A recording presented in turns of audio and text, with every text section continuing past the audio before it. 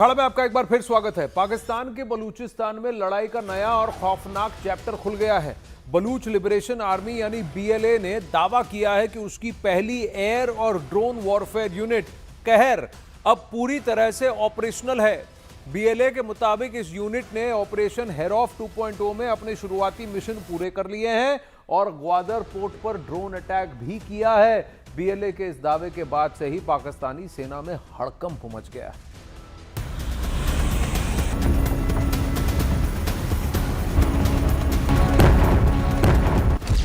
पाकिस्तानी सेना पर आसमान से बरसेगा कहर। बलोच लिबरेशन आर्मी ने बनाई एयर ड्रोन यूनिट। पाकिस्तानी सेना पर बहुत बड़े हमले की तैयारी। इसी वीडियो को देखकर पाकिस्तान की सेना खौफ में है। पाकिस्तानी सेना के प्रमुख फील्ड मार्शल आसिम मुनीर थर-थर कांप रहे हैं। वीडियो में उड़ रहे ड्रोन को देखकर इस्लामाबाद से लेकर पूरे पाकिस्तान में हड़कंप मचा है। दरअसल दावे के मुताबिक इस वीडियो को बलोच लिबरेशन आर्मी ने जारी किया है।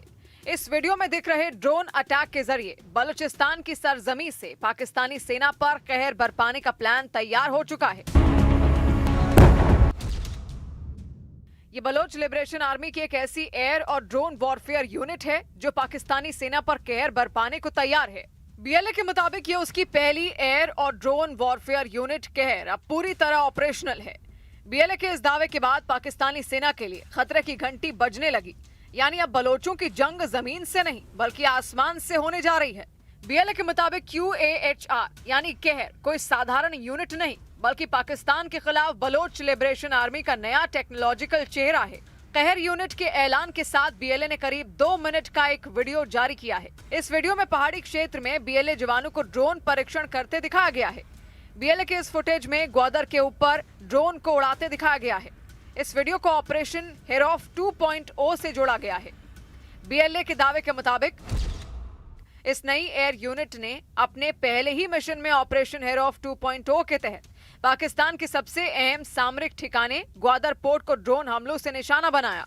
इन हमलों में दुश्मन के मिलिट्री इंफ्रास्ट्रक्चर, पोर्ट फैसिलिटी और कम्युनिकेशन इंफ्रास्ट्रक्चर को टारगेट किया गया।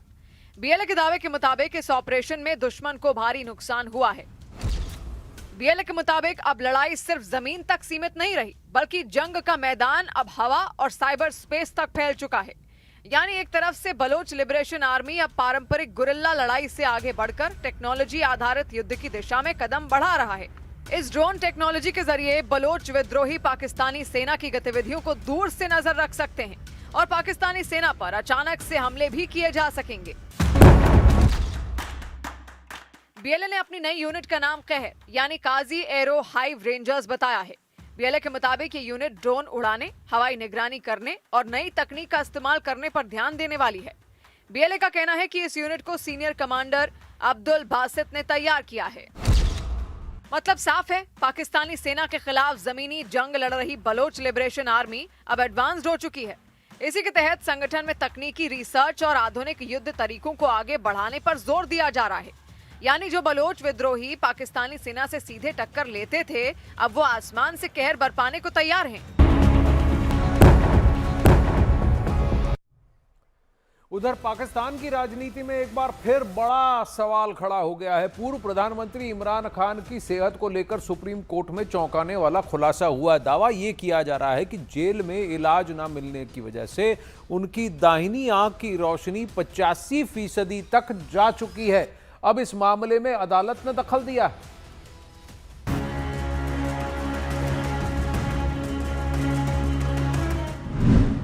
पाकिस्तान के पूर्व पीएम इमरान खान के साथ जेल में टॉर्चर। इमरान खान की आंख की रोशनी 85% घटी। अदियाला जेल प्रशासन पर बड़ी लापरवाही का आरोप। कभी पाकिस्तान की राजनीति के सबसे ताकतवर चेहरे इमरान खान आज सलाखों के पीछे हैं और अब उनकी सेहत नया सियासी तूफान बनती दिख रही है। अगस्त 2023 से रावलपिंडी की अदियाला जेल में बंद इमरान पर तोशाखाना, साइफर और 9 मई हिंसा सहित कई मामले दर्ज हैं। उनकी पार्टी इसे राजनीतिक प्रतिशोध बताती है। अब सुप्रीम कोर्ट में इमरान के वकील सलमान सफदर की तरफ से पेश एक रिपोर्ट ने दावा किया है कि जेल प्रशासन की लापरवाही से उनकी दाहिनी आंख की रोशनी 85% चली गई। कहा गया है कि महीने तक धुंधली नजर की शिकायत के बावजूद इलाज नहीं मिला। ये मामला अब सिर्फ एक कैदी की सेहत नहीं बल्कि पाकिस्तान की न्याय व्यवस्था और मानव अधिकारों पर भी सवाल खड़े कर रहा है। रिपोर्ट के मुताबिक 6 फरवरी 2026 की मेडिकल जांच में right central retinal vein occlusion पाया गया, यानी आंख की नस में खून का धक्का जिससे गंभीर नुकसान हो सकता है। वकील का कहना है कि लगातार कोशिशों के बावजूद 3 महीने तक कोई ठोस कदम नहीं उठाया गया। मुलाकात के दौरान इमरान की आंखों से पानी बहता रहा और वो गहरे तनाव में दिखे। पाकिस्तान की सर्वोच्च अदालत ने मेडिकल बोर्ड बनाने और 16 फरवरी से पहले जांच पूरी करने का निर्देश दिया है। साथ ही उन्हें ब्रिटेन में रह रहे अपने बेटों से फोन पर बात करने की इजाजत देने का भी आदेश दिया गया। इमरान खान का मामला अब सिर्फ कानूनी लड़ाई नहीं रह गया है, ये एक राजनीतिक और नैतिक सवाल बन चुका है। 2018 में प्रधानमंत्री बने और 2022 में अविश्वास प्रस्ताव से हटाए गए इमरान तब से लगातार सत्ता पक्ष पर आरोप लगाते रहे हैं। उनकी गिरफ्तारी और लंबी कैद पहले ही विवादों में रही है और अब स्वास्थ्य को लेकर उठे सवाल सरकार और सिस्टम को बेपर्दा कर रहे हैं। संयुक्त राष्ट्र के एक वर्किंग ग्रुप ने भी पहले उनकी हिरासत को मनमाना बताया था। ऐसे में सुप्रीम कोर्ट का हस्तक्षेप अहम माना जा रहा है।